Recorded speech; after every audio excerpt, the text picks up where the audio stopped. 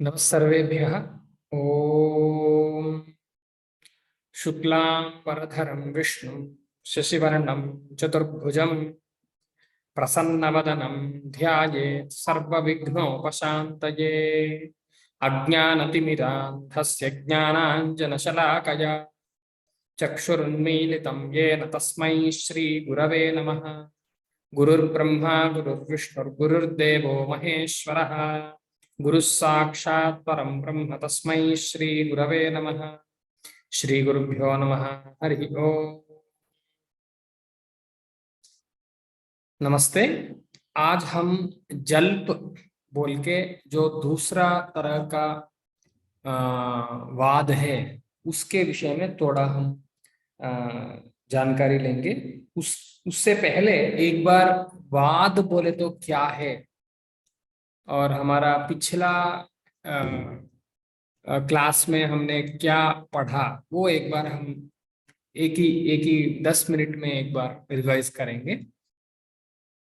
ये जो पूर्वोत्तर वाक्य संदर्भ क्या बोलते हैं, दूसरों से बात करना, दूसरे अभिप्रायों से कैसा संवाद करना है, दूसरे मत किसको है, दूसरा अभिप्राय किसको है, उससे हम कैसा संवाद करेंगे। ये जो संवाद है ये 3 तरह का होता है। पहला है वाद, दूसरा है जल्प और तीसरा है वितंड। अभी वाद में क्या होगा, वाद का ये मुख्य उद्देश्य है कि उसमें तत्व ज्ञान बोले तो सच्चाई का मालूम, सच्चाई का ही अहम क्या बोलते हैं स्थान वहां देते हैं। इसीलिए ये वाद में प्रमाण तर्क साधनोपालंभ बोल के पहला कैरेक्टराइजेशन है। ये सब आपको एग्जामिनेशन में लिखना पड़ेगा। देखिए, प्रमाण बोले तो आप पढ़ रहे हैं 4 तरह का प्रमाण होता है। वो 4 तरह का प्रमाणों को हम यूज करके हम हमारा जो पक्ष है उसको स्थापन कर सकते हैं, और हमारा जो विपक्षी है वो भी 4 प्रमाणों को यूज करके उसका विपक्ष भी कर सकता है। और तर्क, तर्क बोले तो एक लॉजिक है। तर्क के ऊपर भी हम आने वाले क्लासेस में थोड़ा सीखेंगे। तर्क का ये अर्थ है कि मैं एक आपको उदाहरण देके बताऊंगा। जो एक व्यक्ति है वो ऐसा बोलता है कि इस पर्वत में वन ही नहीं है। देखिए, दूर में एक पर्वत है, पर्वत से वन ही बाहर आ रहा है, धूम भी है वहां। वो धूम को ही देख पाता है, पर्वत में जो वन्ही है उसको नहीं देख पाता। ये इसका परिस्थिति है। ऐसा परिस्थिति में एक व्यक्ति बोलता है कि मैं यहाँ धूम को मानता हूँ, वन्ही को नहीं मानता हूँ। ऐसा बोलता है, मैं धूम को मानता हूँ, वन्ही को नहीं मानता हूँ। ऐसा कोई बोलेगा तो जो तर्क को उपयोग करेगा वो ऐसा बोलेगा कि यदि इस पर्वत में वन ही नहीं है तो धूम भी नहीं हो सकता है। फिर भी आप धूम को मान रहे हैं, इसीलिए वन्ही को भी मानना है। ऐसा जो व्यवहार है इसी को हम तर्क बोलते हैं। इसका भी उपयोग सच्चाई को ढूंढ कर बाहर निकलवाने के लिए उपयुक्त होता है। और इसका दूसरा कैरेक्टराइजेशन है सिद्धांताविरुद्ध। सिद्धांत जो होता है सिद्धांत से विरुद्ध नहीं होता है। जो सिद्धांतों पे दोनों पक्षों को लेना पड़ता है, ऐसा ही सिद्धांताविरुद्ध बोल के दूसरा है। और तीसरा है पंच अवयव उपपन्न। हमने हमारा पिछला वर्ग में भी ये अवयव क्या होता है, प्रतिज्ञा, हेतु, उदाहरण, उपनय, निगमन बोल के ये 5 अवयव हैं। ये 5 अवयव यहाँ होना जरूरी है। और पक्ष प्रतिपक्ष परिग्रह, पक्ष प्रतिपक्ष परिग्रह, जिस संवाद में पक्ष हो और विपक्ष भी हो, प्रतिपक्ष भी हो, ऐसा ही जो संवाद है उसको ही हम वाद कहते हैं। ऐसा इसका कैरेक्टराइजेशन किया है। आपको परीक्षा में वाद के ऊपर लिखना बोलेंगे और एक सिनेरियो को देकर, एक परिस्थिति को आपको देकर उसमें से ये वाद है क्या, नहीं तो जल्प है क्या, इसमें ये किस तरह का वाद हो सकता है, वाद हुआ तो कैसा कैसा इसमें वाक्य हो सकते हैं, इसमें भी आपको प्रश्न पूछ सकते हैं। इसलिए वाद के ऊपर थोड़ा जानकारी लेकर अभी हम जल्प में जाएंगे। ये दूसरा जो संवाद है, दूसरा तरीका का जो संवाद है, उसका नाम है जल्प। रीजनल लैंग्वेजेस जैसा हिंदी, तेलुगु, मराठी, इसमें भी कहीं कहीं जल्प का भी उपयोग होता है। ये जल्प का ये अर्थ है कि विजय पाने के लिए जो संवाद करते हैं वो जल्प हैं।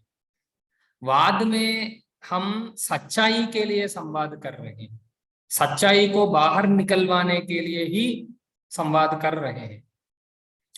यहाँ जल्प में सच्चाई से कोई मतलब नहीं है। जल्प में केवल हमको जीतना है, केवल जीत के लिए जो संवाद होता है वो जल्प बोलते हैं उसको।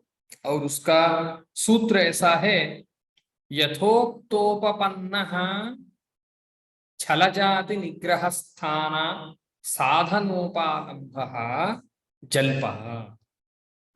देखिए, यथोक्तोपपन्नः, यथोक्तोपपन्नः इसका अर्थ ये है कि जो जो कैरेक्टराइजेशंस हमने वाद के ऊपर किया है वो सब जल्प में भी है।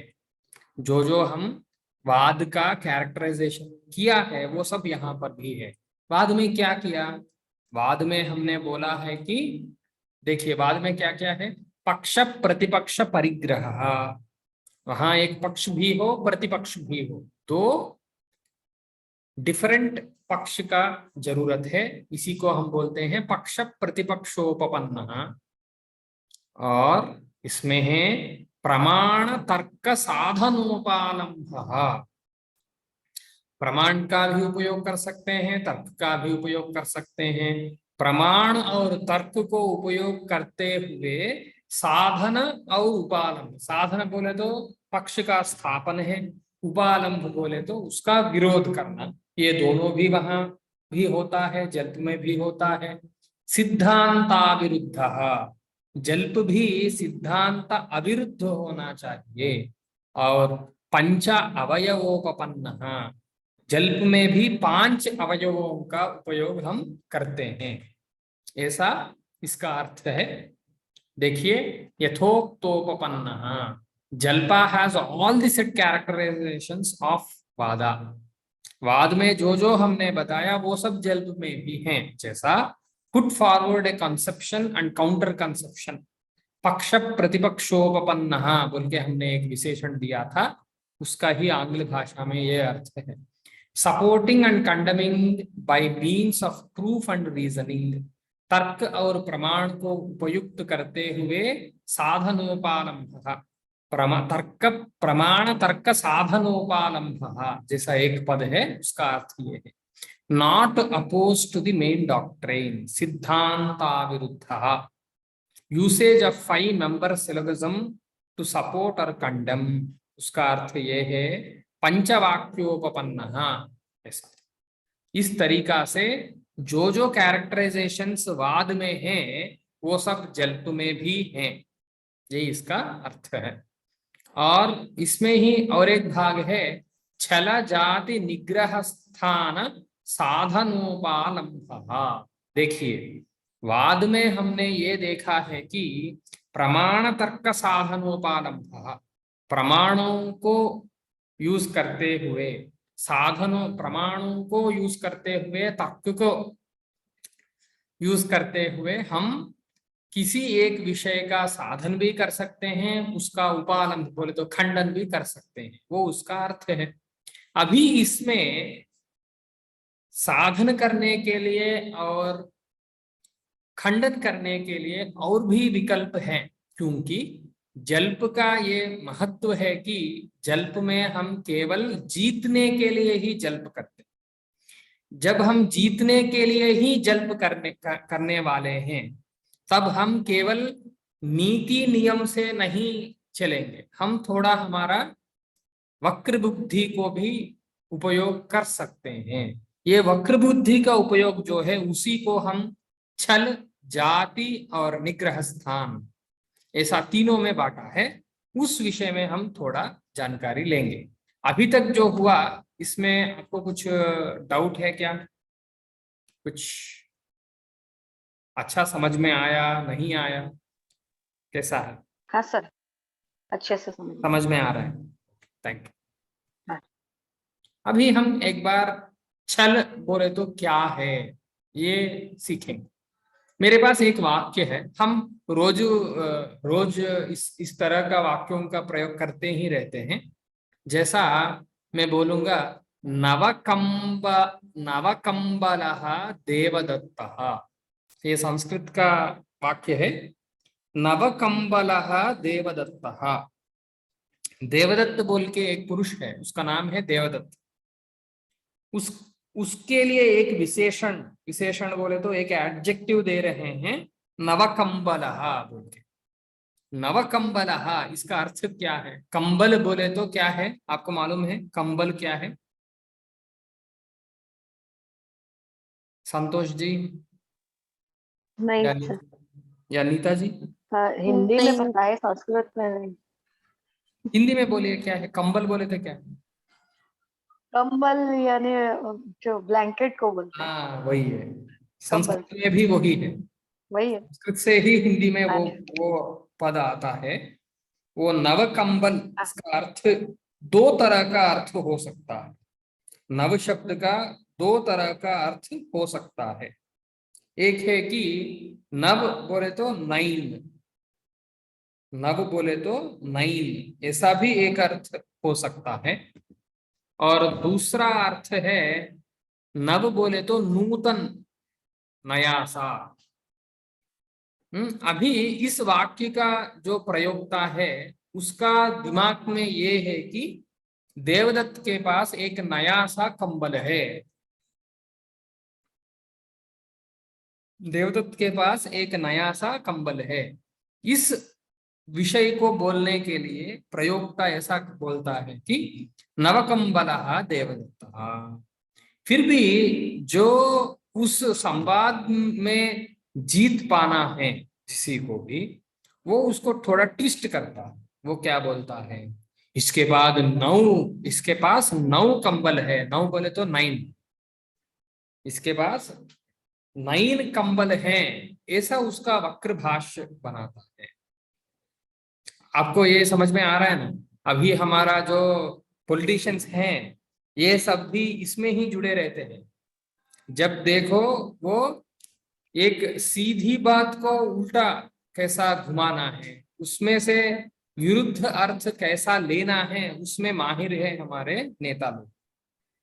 ये मतलब जल एक सर, जी। हाँ, एक शब्द के अगर मल्टीपल अर्थ है तो हम्म वो पर्टिकुलर अर्थ जो कॉन्टेक्स्ट के हिसाब से होता हो, वो ना हम्म लेते हुए कोई दूसरा लेके उस पर बात करना, उसे जल्प हाँ, कहेंगे। वही वही है हमारा जल्प। क्योंकि जल्प का ये कैरेक्टरिस्टिक है कि वो केवल विजय पाने के लिए ही जल्प करते हैं। इसको ही जल्पना बोलते हैं ना। मुझको उतना ज्यादा हिंदी नहीं आता है, फिर भी हमारा जो, एक मिनट, 1 मिनट। श्रीविद्या जी नमस्ते।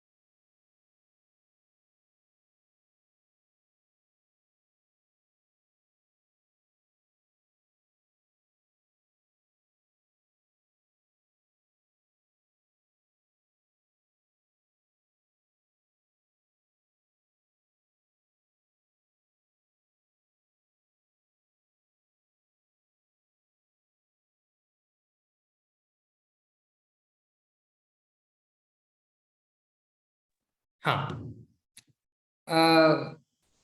जब भी किसी संवाद में केवल जीतना ही हमारा मुख्य उद्देश्य होता है, उस समय पे हम जल्प का उपयोग करते हैं। उस जल्प में जो सीधी बात होता है उसको थोड़ा वक्र भाष देना, उसमें एक तरह से नाना अर्थ वाले जो शब्द हैं उनका मिस इंटरप्रिटेशन करना छलम बोलते हैं। छल बोलते हैं हिंदी में, छलम बोलते हैं संस्कृत में। वो छल का भी उपयोग कर सकते हैं जल्प में। शायद ये क्लियर है ना आपको? आपको एग्जामिनेशन में 16 मार्क्स का क्वेश्चंस आने वाले हैं। 16 मार्क्स का पेपर आपको एक एक क्वेश्चन होगा। वो 16 मार्क्स में हम ऐसा भी पूछ सकते हैं कि कितनी तरह का कथा है। कथा बोले तो पूर्वोत्तर वाक्य संदर्भ, दो पक्षों के बीच जो संवाद होता है वो कितनी तरह का होता है, एक एक का एक एक उदाहरण दीजिए, ऐसा एक प्रश्न अवश्य आने वाला। और उसमें आप क्या क्या लिखेंगे? आपको लिखना पड़ेगा वाद बोले तो क्या है, उसका कैरेक्टराइजेशन क्या है, जल्प बोले तो क्या है, उसमें क्या क्या इंग्रेडिएंट्स है, क्या क्या उदाहरण आप लिख सकते हैं। ये सब आपको एक मैप जैसा आपका दिमाग में बैठना है। इसीलिए कोई प्रश्न है तो आपको जरूर पूछना। जी नीता जी, एम आई क्लियर? हाँ सर। जी। और अभी छल का भी हम उपयोग कर सकते हैं, जिसमें किसमें उपयोग कर सकते हैं? हम हमारा पक्ष को उपस्थापन करने में भी यूज कर सकते हैं, प्रतिपक्ष को खंडन करने के लिए भी यूज कर सकते हैं। और दूसरा है जाति। जाति, इस शब्द को भी बहुत अर्थ है। जाति बोले तो क्लास, ऐसा भी अर्थ होता है कभी कभी। फिर भी यहाँ जाति बोले तो क्या है? साधर्म्य वैधर्म्याभ्याम प्रत्यवस्थानम जाति ही। ये भी थोड़ा वक्र भाष्य ही है, थोड़ा घुमाना है, थोड़ा मिसलीड करना है इसका है। फिर भी कैसा मिसलीड करता है? छल में तो हम शब्द को लेके मिसलीड करेंगे। छल में हम क्या करते हैं, एक शब्द को बहुत विध का अर्थ जहां जहां है, वहां जो अर्थ इसमें असंबद्ध है उसको लेकर हम मिसलीड करते हैं वहां छल में। जाति में हम ये करेंगे, जाति में हम साधर्म्य वैधर्म्याभ्याम। साधर्म्य इसका अर्थ है सिमिलैरिटी, वैधर्म्य इसका अर्थ है डिसिमिलैरिटी। सारूप्य और वैरूप्य, इन दोनों चीजों को लेकर हम किसी भी पक्ष को मिसलीड कर रहे हैं तो वो हो जाएगा हमारा जाति। इसका एक बहुत अच्छा सा उदाहरण मैं दे दूंगा आपको। ये शास्त्रों में ही उदाहरण जैसा देते हैं। शब्दः अनित्यः कार्यत्वात् व्यतिरेकेण आकाशवत्। हम अभी तक अनुमान प्रमाण कैसा होता है, उसमें अनुमान प्रयोग कैसे करते हैं, अनुमान का प्रयोग करने के समय पे वाक्य में क्या क्या चीज है, ये सब हमने पढ़ लिया। अभी यहाँ ये बोल रहे हैं कि शब्दः अनित्यः, शब्द जो है वो अनित्य है। बोल क्यों? कृत कार्यत्वात्। कार्यत्वात् इसका ये अर्थ है कि क्योंकि वो उत्पन्न होता है। अभी इसका अर्थ क्या हो गया? शब्दः अनित्यः कार्यत्वात्, शब्द अनित्य है। अनित्य इत्यस्य इसका ये अर्थ है कि वो बिगड़ने वाला है, वो नश्य होने वाला है, वो उसका नाश होने वाला है। क्योंकि कार्यत्वात्, क्योंकि वो उत्पन्न होता है। जो जो उत्पन्न होता है वो सब नाश हो जाते हैं। ऐसा हमको व्याप्ति है। वो व्याप्ति के हिसाब से शब्द अनित्य है क्योंकि वो उत्पन्न होता है। उसका दृष्टांत ऐसा बोला है कि आकाशवत। ये साक्षात दृष्टांत नहीं है, ये व्यतिरेक दृष्टांत बोलते हैं। दृष्टांत भी दो तरह का होता है। अन्वय दृष्टांत भी होता है, व्यतिरेक दृष्टांत भी होता है। यहाँ तो व्यतिरेक दृष्टांत किया है कि आकाशवत, जैसा ये जो आकाश है, स्पेस है, वो सभी जगह में है। ये सभी जगह में जो आकाश है वो अनित्य नहीं है, क्योंकि वो उत्पन्न नहीं है, उसका उत्पत्ति नहीं होता है। अभी देखिए, शब्द को उत्पन्न करने के लिए मेरा मुंह का उपयोग करता हूं, मेरा बॉडी का उपयोग करता हूं, मैं अंदर से वो शब्द को ला रहा हूं, उसके लिए मैं कुछ प्रयत्न कर रहा हूं, वो उत्पन्न हो रहा है, इसीलिए वो नित्य नहीं है। फिर भी जो आकाश है वो ऐसा नहीं है।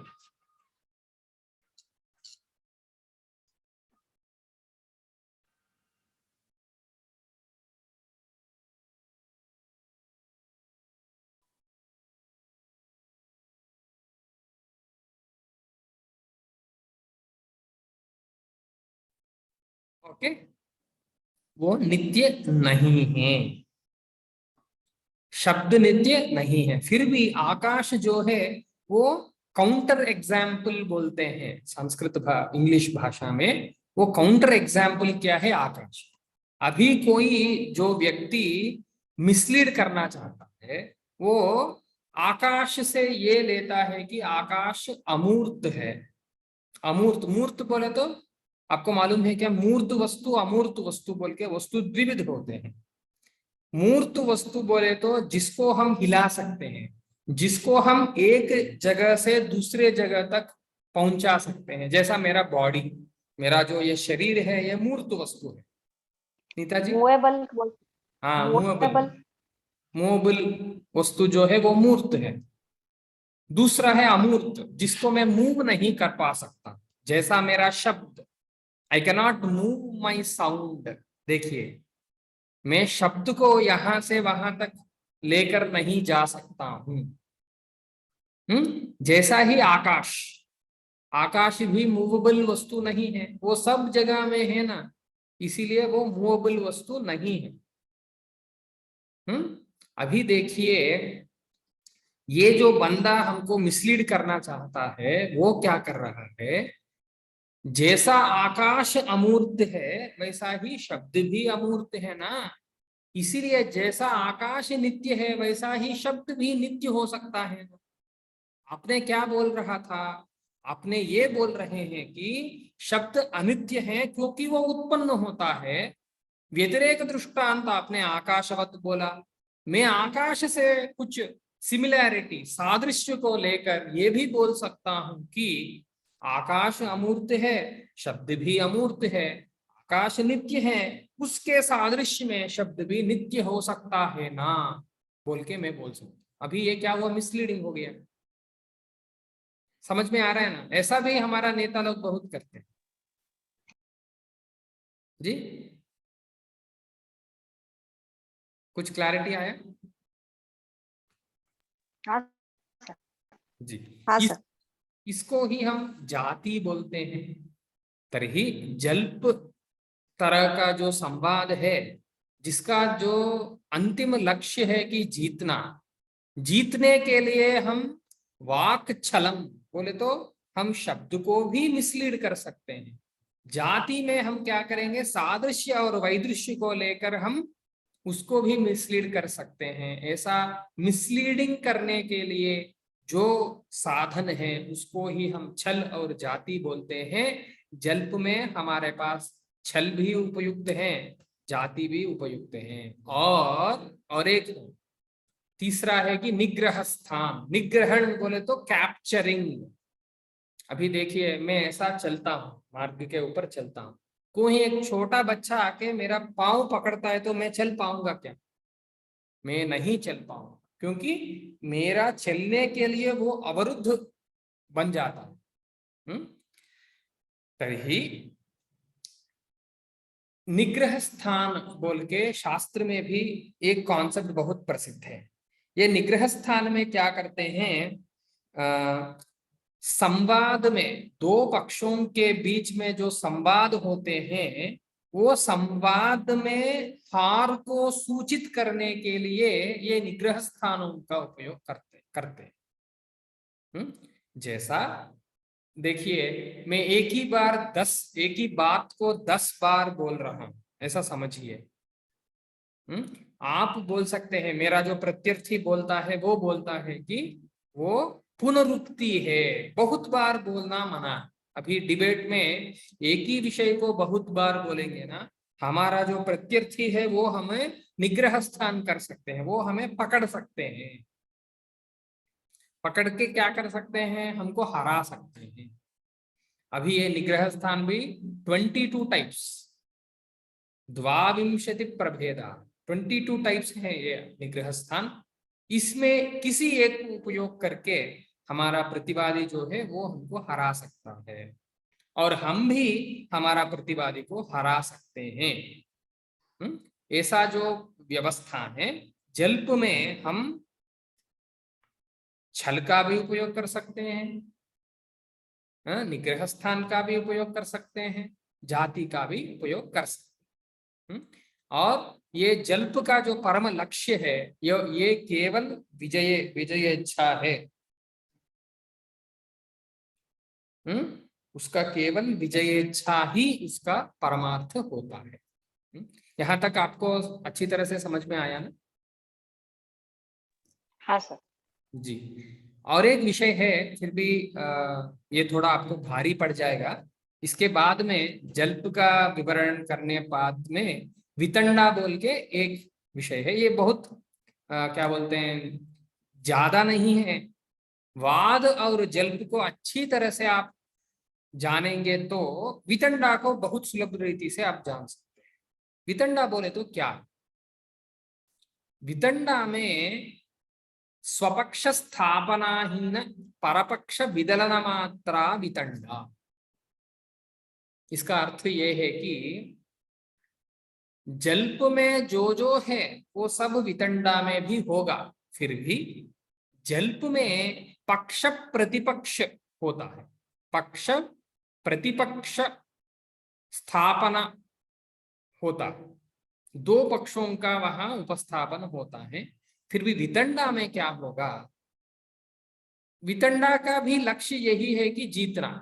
वो जीतने में भी एक थोड़ा सा क्या बोलते हैं डिफरेंस है। वितंडा में ये करते हैं कि स्वपक्ष नहीं स्थापन करते, केवल परपक्ष को ही दूषित करते हैं। परपक्ष खंडन में ही ये सब रत हैं। ऐसा जो परिस्थिति है ये वितंडा में। शायद हम ये पॉलिटिक्स में जब जब इलेक्शंस आते हैं, जो नेता लोग बाहर जाके बड़ी बड़ी मीटिंग्स करते हैं, उसमें केवल वो लोग वितंडा ही करते हैं। स्वपक्ष का स्थापन में उसको रुचि नहीं होता है, केवल परपक्ष ऑपोजिशन क्या किया, ऑपोजिशन ने क्या गलत किया, उसी में उसका फोकस होता है। ऐसा जो संवाद होता है वो वितंडा हो जाता है। अभी देखिए, वाद अच्छी तरह से आपको मालूम पड़ गया तो आपको जल्प का भी मालूम हो जाता है। जल्प अच्छी तरह से मालूम हो गया तो आपको वितंडा भी मालूम हो जाता है। मैंने ग्रुप में एक डॉक्यूमेंट भेजा है, आप सबको मालूम है शायद, लास्ट टाइम मैंने भेजा है। ये देखिए, यहाँ इंग्लिश में सब कुछ नोट्स सब कुछ है।